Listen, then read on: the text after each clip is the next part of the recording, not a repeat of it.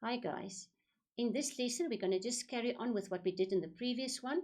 We basically did a lot of examples on arithmetic sequences and we found some patterns. Now we're going to just do it formally. We're going to find the general term that you can use in the future as a formula in order not to write out everything and investigate all the time. So if you read through this, you'll see we're going to teach you two formulae. There's the one and there's the other one. Now, in grade 10, which is the work we're busy with at the moment, we normally just use this one. But you are welcome to use the other one as well, because once you get to grade 11 and grade 12, and we get more complicated sequences, although they're still arithmetic, I find it easier to use the second one. So as you practice and as you do your problems, you'll see which one you find easier, and you just use that one. If you know both, it's even better, because then you can use both. And sometimes it's better to use the one, sometimes it's better to use the other one. So as we go along, you will see. So let's just start with this one first. This is the general term that we normally use in grade 10. Now, if we look at this sequence in front of us, you remember previously we said the difference there, I'm going to make the arrow, is 6. Because remember how we get the D? I'm just going to write it here again. The D is always right-hand side minus left-hand side. So if I want to find the common difference, it should be the same all over. Otherwise, we do not have an arithmetic sequence. So then we can't use our formula. The first thing that you always do when you get a sequence, check what type of sequence it is. And as I said, later on, you're going to do a quadratic one. But for now, we only do an arithmetic one. So we check 15 minus 9, 6. 21 minus 15, 6. And the minute you've done 3 of them, and they're all 3 the same, then you know I've got here an arithmetic sequence. So what do? We take the first term, which is 3, and we just say 6 times 1. But if I say 6 times 1, I get 6. And I do not have 6 in my first term. I've got 3. So what must I do to get back to 3? I must minus 3. So there you can see where they've got this pattern from. So we look at the common difference. If it's 6, like in this case, you just say T1 is 6 times 1. But then it doesn't give you the first term. And remember, if I say T1, it means I'm busy with the first term. So 6 times 1 is supposed to give you the first term, but it didn't. So that's why you had to subtract 3. Let's check the next one. If I take term 2, and I again say 6 times 2, you can see the numbers are the same. 6 times 2 is 12. 12 doesn't give me 9. If I subtract 3 from it, it does give me 9. And by the time you've done 3, 6 times 3 is 18. 18 minus 3 gives me the 15, which is your third term. So the minute you've done 3, you don't even have to go any further. Then you can make a rule for your nth term, because then we can use this formula. So for the nth term, what are we going to do? We're going to also say the common difference times n plus c. C is a constant. Now you'll see in this case, C is minus 3 minus 2. C can be a positive or a negative number. That is the constant number that I add at the end. So the D there is always your common difference. And remember where we get the D from. We subtract right-hand side minus left-hand side. And the loose term that I add in the end or subtract in the end, that will always be your C. You remember C is also in y is equal to mx plus c.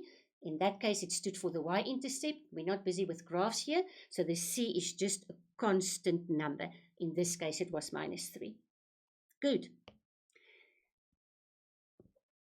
So there's where they've written it neatly.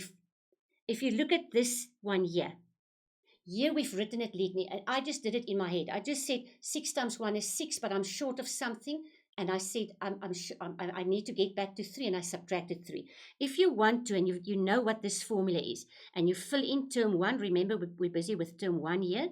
If you fill in term 1 was actually 3, you know the common difference is 6, and you know it's term 1. Remember, there's the 1 for term 1. And you know there should be a plus c at the end. You can do a little formula. And if you now get to the left-hand side, 3 minus 6 is minus 3. And that is also how I think it carries on the next one. That is how we now solve that C, if you can't just do it in your head. So this is a lot of writing to get to this formula. But you saw on the first page, we actually got to the formula without doing all of this writing. So if it's a difficult one and you can't do the adding or subtracting just in your head, you can do it like this. You can write down your formula, because this is a formula that you have to know from now on. You need to know that the D stands for the difference and that C is just a constant. Constant. Good. So whenever you've learned a formula, remember that it must be in your head. In the future, you should not turn back and go check what the formula is. You should know it off by hand. And if you look carefully, it looks very much like the straight line, mx plus c.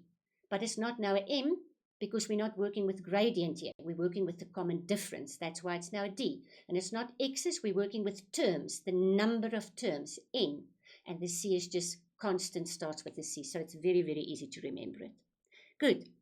Now, if I do proper examples, you can clearly see that we're going to do step by step. But as I go through the example, you can clearly see that all the things I've done up to now will just be the basics. We're now going to use all of that basics to do a proper problem. So let's see what the question says. Johnny is running to get fit. He plans to run 10 kilometers in the first week. It's in weeks.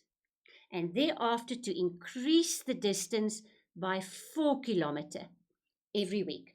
Now, as I read a problem, I like to circle or underline, because I'm going to need that information for whatever they ask me. The first question is, write down a number pattern for the distance Johnny runs every week. A number pattern, so that I can in the end maybe do a formula. So let's just get to where I've got space. 10 kilometers in the first week, it increases by 4 kilometers every week. Now, can you remember what I did previously? The common difference was 4 every time. So if I now go to my formula, Tn is equal to dn plus c, and I want to write down the formula. It's 10 kilometers in the first week. So let's just write down, let's just do the sequence here first. 10 kilometers, then I'm adding 4, so it gets to 14. Then I'm adding 4, it gets to 18.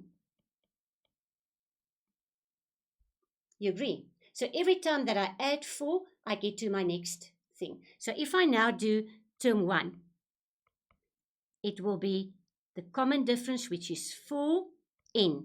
So let's just check. If I say 4 times 1, it will be just 4. So let's just do it there. Let's just rather get a bracket. Let's just do a bracket rather. It's just easier so that you can see 4 times n, which is 1 in this case. But 4 times 1 just gives me 4. What do I want?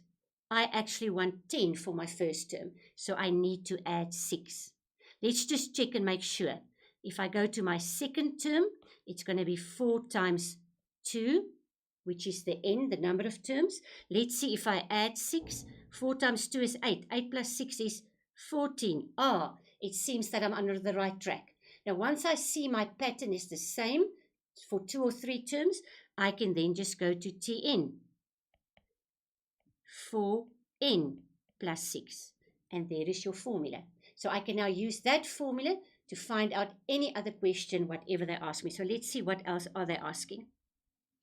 How far will you run in week 12? Now remember, in this case, let's just go back quickly. These figures here are week 1 and week 2 and week 3. We call it terms, term 1, term 2, and term 3. But in this case, I must just remember, in this case, my terms stand for different weeks, the distance in different weeks.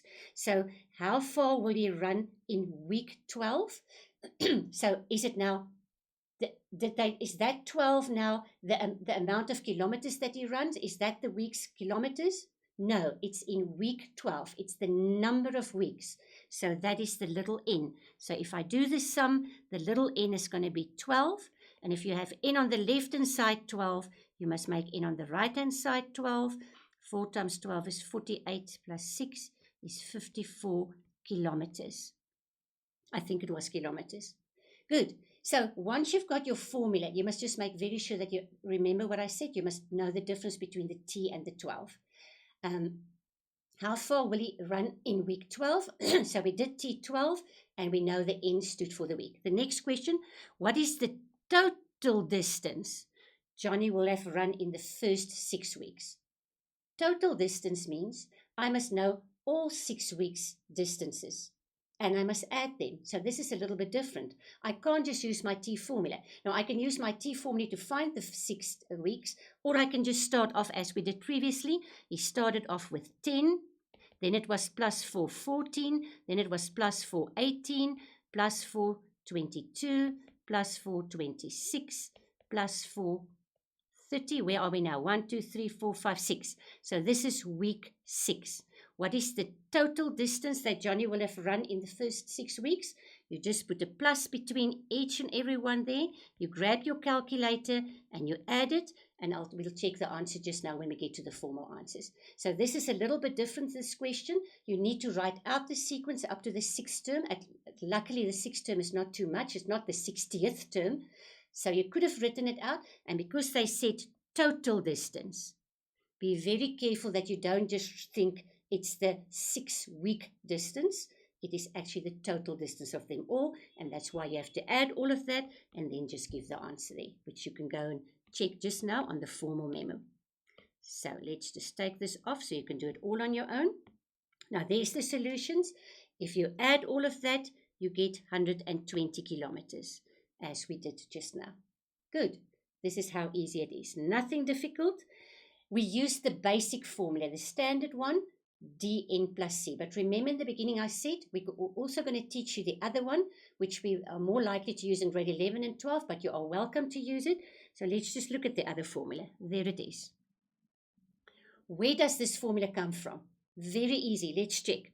Our first term we always number as A. A is the first letter of the alphabet, so that's why we use A. Very easy for our first term of any sequence. We could use any letter, but because we're now working with sequences at the moment, patterns, we always use A for the first term. And then remember, how do we get to the next term? You add the common difference, D for difference. How do you get to the next term? You add another D for difference. So you actually add 2 Ds, that one that you already added plus another one, and you carry on like that. Now, if we look at the pattern, there I added 2 Ds, but it was actually term 3. There I added 3 Ds, but it was actually term 4. So where on earth do they get this formula from? For the nth term, they say A plus, and they add 1 less than the term itself, D. Where did they get that from? Check there. Check there. So if I check there, if I add 1 to the bottom one, it gives me the top little n. So that is where the proper formula is coming from. This formula you also need to know off by heart. And as I said, if you know the 2 formulae, you can pick which one. Some problems are easier with the one, some problems are easier with the other one. So let's do an example and see.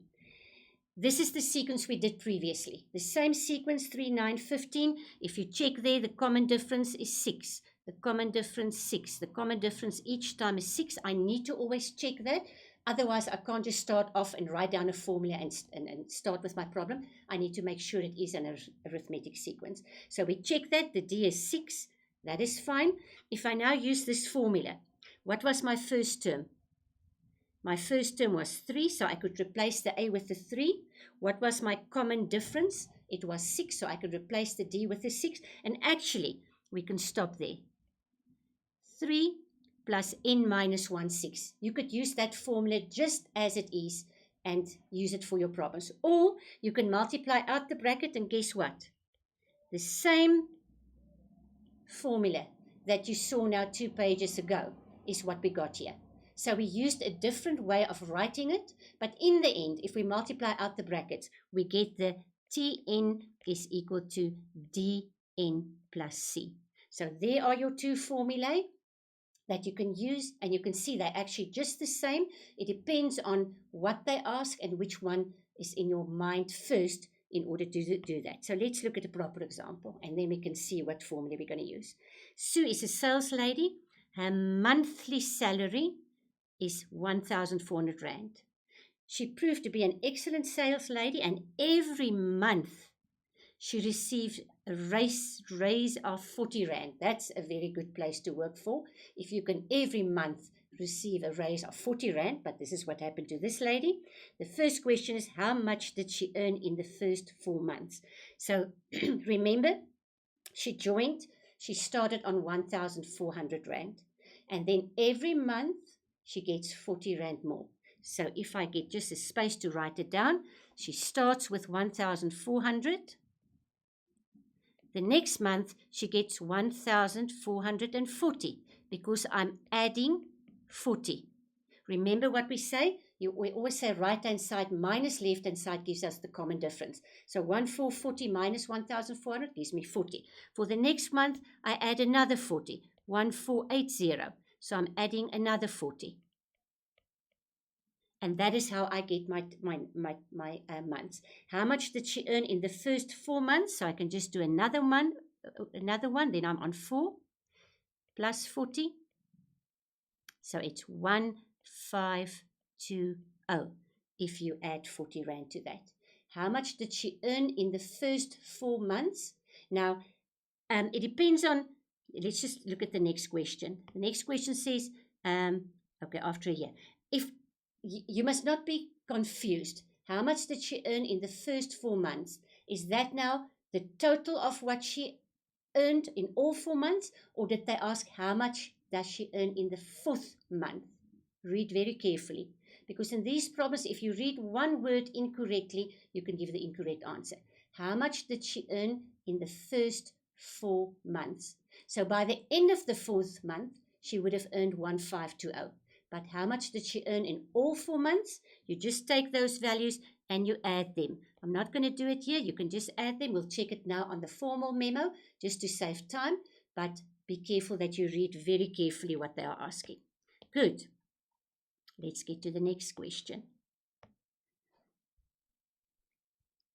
Write a formula to calculate her monthly salary after N months.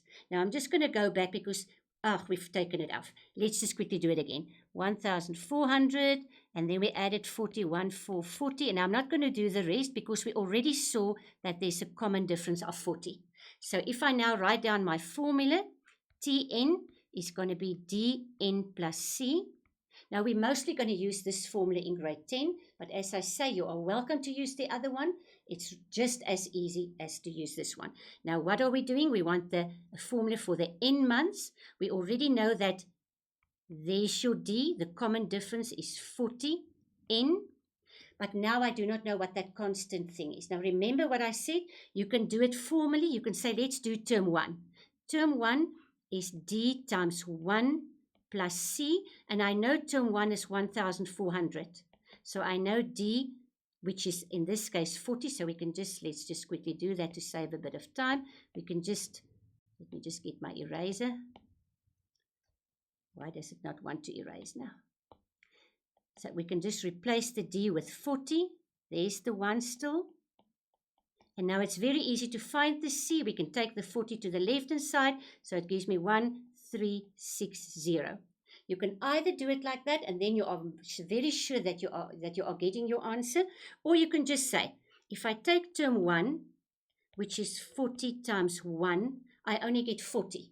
But I actually have got term 1 is 1,400. So I need to add 1,360. And that's why I need to add 1,360 there as well. So now I know my C is my constant, my D was my common difference, and there's my formula. Good. But if you're not sure of your calculations in your head, you can just write it out like this, and you can find the answer formally. What have I used? I used the formal formula Tn is Dn plus C, and I just used term 1. You can use any of the terms, but it's just easier to use term 1 because that's usually the smaller number. Then, that was number 2. Number 3 is how much did Sue earn after a year? Now, remember, in the beginning, I underlined months. She earns monthly.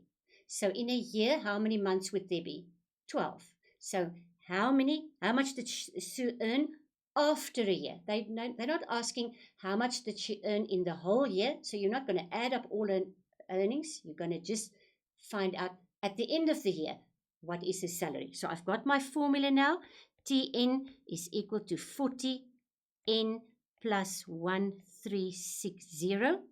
And remember, we're busy with months. After 1 year means 12 months. Now, how do I know? Must I replace the T or the N with the 12? It's not the amount. The T stands for the term, the amount of money she earns. The N is for the number of months, in number, and that's why it's 12.